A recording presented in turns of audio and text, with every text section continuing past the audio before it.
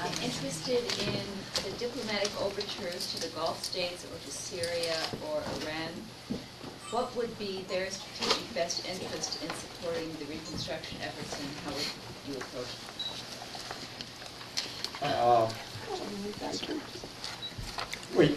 I'd like to make one quick point that which I didn't emphasize.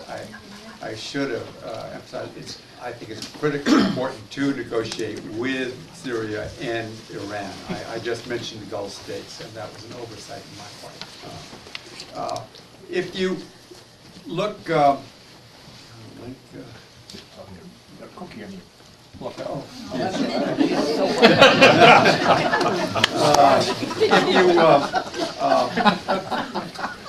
Gulf states,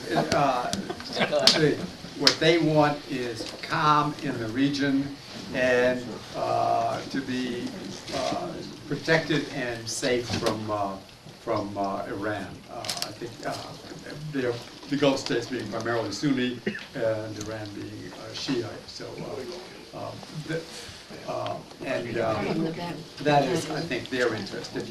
Syria is also Sunni, it's more divided, but it's still primarily Sunni. It does not want to have Iran influence any closer than it already is. Iraq is a useful buffer for Syria. And obviously, Syria was desperately interested in getting the Golan Heights back, i.e. Some sort of a settlement with Israel. Iran,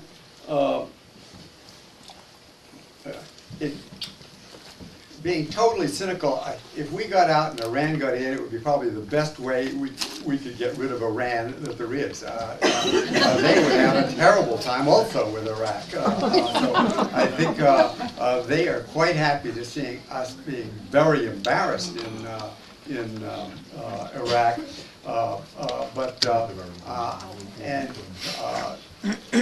A stable Iraq in which they could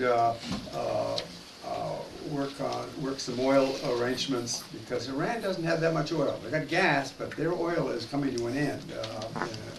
So it would be it would be very useful for Iran to be able to cooperate with Iraq. The other factor in Iran's case is they have a very substantial Kurdish population in western Iran, and they are worried about that group getting together with the Iraqi Kurds and the Turkish Kurds. Turkey has a similar interest with a substantial Kurdish population. So there are. What about the Syrian Kurds? And the Syrian Kurds too. Not as many, but yes. So the Kurdish drive for an independent, large Kurdish state scares Turkey, Iran, Syria, and Iraq. So there are things that you could maybe put together. I would not include nuclear matters, but well, there's another thing. The Council, the Gulf Council states, they're worried about Iran going nuclear.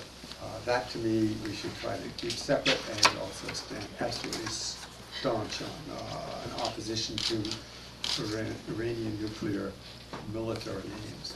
They have peaceful nuclear uses. They have a right to under the IEA, and I think the United States has confused the two and has made the resolution of the issue much more difficult because of that confusion. Can I just add a word about Iran? Two things. First, in the 1970s, the U.S. government decided that it would nominate and elect Iran as the hegemonic power in the Middle East, period. That was a Washington decision. The Shah was our guy. And I spoke in Iran a couple of times during that period. there was no question that they looked back on 2,500 years of being an empire, a Persian empire, and they thought that was a very proper role for Persia, as it had been some millennia ago. In Saudi Arabia, however, it became clear to me that Iran was considered their #1 enemy. So, just a slight gloss on what Charlie is saying, Iran can't make itself the hegemonic power in the Arab world. I mean, it just is a contradiction in terms. But let's not forget that one of Washington's less bright strategic concepts was to look at the map and saying, Iran will be our lieutenant in that region, and that's our guy. And our guy, as you know, went up in flames, and so did we in 1979.